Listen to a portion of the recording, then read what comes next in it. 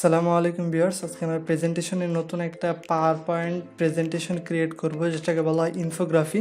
তো এই প্রজেক্টটা ক্রিয়েট করার আগে আমরা ডেমোটা দেখে নিই যে আমাদের প্রজেক্টটা শেষ করার পরে কেমন হবে। It's very cool and nice. এটাকে বলা হয় ইনফোগ্রাফি। এটা আপনি সলিড ইমেজ এবং আপনার প্রেজেন্টেশনে আপনি ইউজ করতে পারেন। ইটস ভেরি কুল। তো যাদের প্রেজেন্টেশনে শেখার অনেক ইচ্ছা এবং পাওয়ার পয়েন্টকে আরও ভালোভাবে জানার ইচ্ছা, তাদের জন্য আজকের ভিডিওটি। তো আশা করি ভিডিওটি সবার অনেক ভালো লাগবে, অনেক ইন্টারেস্টিং একটা জিনিস। তো যারা আমার চ্যানেল আজকে ফার্স্ট ভিডিও দেখতেছেন, তারা অবশ্যই আমার চ্যানেল একটা সাবস্ক্রাইব করবেন এবং কিপ সাপোর্ট। তো চলুন শুরু করি, let's get started. First of all একটা নিউ স্লাইড ক্রিয়েট করতে হবে। তো এটার উপর রাইট বাটন ক্লিক করে নিউ স্লাইড, তারপরে ডিজাইন, ফরম্যাট ব্যাকগ্রাউন্ড, তারপরে আমরা এখান থেকে কালারটা চেঞ্জ করে দেবো ব্যাকগ্রাউন্ডে হালকা ব্ল্যাক। তারপরে আমরা একটা ইমেজ ইনসার্ট করব। ইমেজটা আপনারা গুগলে পেয়ে যাবেন, ওয়ার্ল্ড ইমেজ লিখে সার্চ করলে পেয়ে যাবেন। এটা আপনার ডিজাইনকে আরও বেশি লুক দেবে। দেন এখান থেকে কালার, আমরা এই কালারটা একটু কমাই দেবো, স্যাচুরেশন মানে একটু অ্যাশ কালার হয়ে গেল আর কি এটা। আর যখনই কোনো অবজেক্ট সিলেক্ট করবেন, তখনই ফরম্যাট নামে নতুন একটা অপশন অটোমেটিকলি অ্যাড হয়ে যাবে, ঠিক আছে।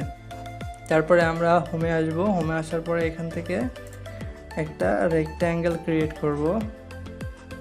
ওকে, রেক্ট্যাঙ্গেল ক্রিয়েট করার পরে আমরা এটার আউটলাইন মানে শেপের ফিল কালারটা দেবো সেম কালারের আগে যেটা দিয়েছিলাম ব্ল্যাক, অ্যান্ড শেপ আউটলাইন আমাদের নাম থাকবে, কোনো শেপ আউটলাইন থাকবে না। দেন এইগুলো একটা শেপ ফরম্যাট শেপ নামে অপশন চলে যাবে। যদি না আসবে জাস্ট এখানে ক্লিক করবেন, তাহলে এই অপশনটা চলে আসবে। আসার পর এখান থেকে ট্রান্সপারেন্সিটা আপনি বাড়াই দেবেন সামথিং এরকম। Okay, that's look like a good.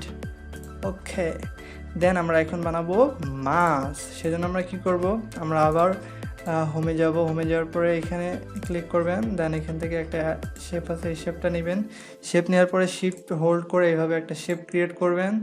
Then shift press করে এরকম করে রোটেট করবেন। শিফট প্রেস করে যদি না করেন কাজ, তাহলে আপনার শেপের আকার উল্টাপাল্টা হয়ে যাবে। সো সবসময়তে শিফট প্রেস করে কাজ করবেন। ওকে, সুন্দর।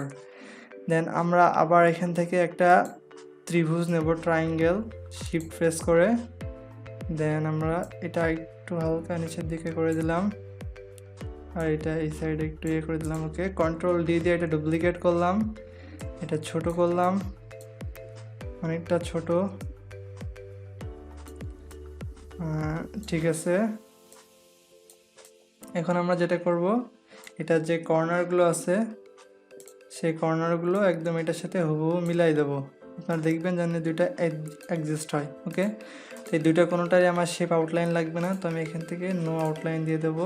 এখন আমি যেটা করব, শেপ সাবট্রাক্ট করব, সাবট্রাক্ট। ওকে, সাবট্রাক্ট হয়ে গেছে। তো এখন আমি এটাকে রোটেট করব। ওকে, রোটেট কমপ্লিটেড। তখন এটাকে আমরা ছোট করে একদম এটা সোজা, এই পয়েন্টার সোজা আমরা এটাকে রেখে দেবো। এই যে একদম এই মানে এইটা আর এটা যেন একদম সেন্টারের সাথে সমান থাকে, এটা খেয়াল করবেন। ওকে, হয়ে গেছে। এখন আমরা লাইন ক্রিয়েট করব এখান থেকে, পরে এখান থেকে জাস্ট এই জায়গাতে দিয়ে দিবেন।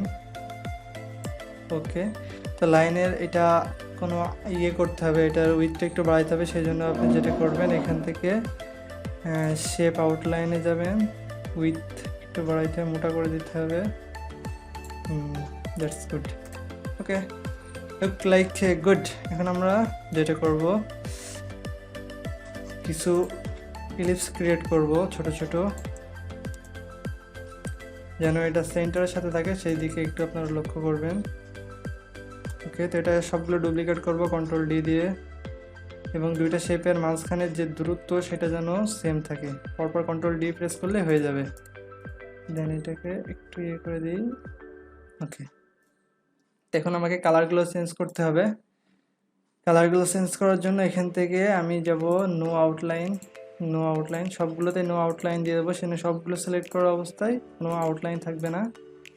তো এখন আমি কালার দিতে হবে। আমাকে কালার দেওয়ার জন্য এখান থেকে যাবেন ফরম্যাট, ফরম্যাট থেকে ফিল্ড, ফিল্ড থেকে একটা কালার আমরা দিয়ে দেবো এখানে ইয়েলো। এই কালারগুলো আপনারা পিক করতে পারেন। এখান থেকে কালার পিকার নামে একটা সফটওয়্যার আছে, সেই সফটওয়্যারের মাধ্যমে আপনারা কালারগুলো পিক করতে পারেন। তারপরে আমরা এখানে দেবো গ্রিন, এটাতে দিব রেড, আপনাদের ইচ্ছা মতো কালার দিতে পারেন। তারপরে এটা যেটা আছে এটাই থাকবে। ওকে, তো এখন আমরা আরও কিছু লাইন ক্রিয়েট করব।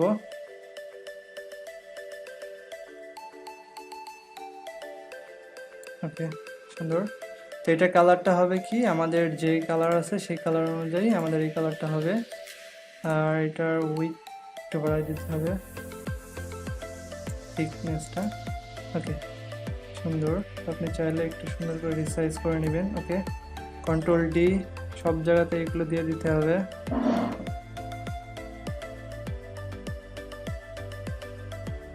শিট প্রেস করা অবস্থা অ্যান্ড ফিল কালার এটা দেবো হালকা হালকা করে। ওকে, কন্ট্রোল ডি, ছোট করলাম। ও, নো আউটলাইন, অবশ্যই আপনাকে বারবার নো আউটলাইন এটা দিতে হবে। শিফট কালার হোয়াইট, আর একটু ছোট করে এটার নো আউটলাইন দিবেন, তাহলে দেখতে খারাপ লাগবে। এটা ফ্লাডি লোক আসছে। ওকে, সুন্দর। এখন আমাদের শুধু টেক্সটগুলো অ্যাড করতে হবে, সেই জন্য আমরা এখান থেকে হোমে থেকে টেক্সট যে টুলটা আছে এখান থেকে এটা সিলেক্ট করি। দেন এখানে আমরা 01 লিখি, যেটা আমাদের ফন্ট হবে এটা। আর টেক্সট সাইজ আপনি আপনার ইচ্ছা মতো দিয়ে দিবেন, যত ইচ্ছা। তো টেক্সটের কালার এটার সাথে ম্যাচ করে দেওয়ার চেষ্টা করবেন, ইয়েলো।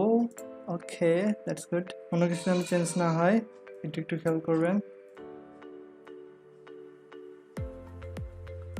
ওকে, দেন আবারও আমরা টেক্সট লেয়ার নিলাম, নেওয়ার পর এখান থেকে আমরা বললাম add some new text here, add some new text. Okay, তো এটার কালারও আমরা দেবো ইয়েলো দিলাম। তারপরে দুইটাকে আমরা অ্যাডজাস্ট করি, সুন্দর করে রিসাইজ করি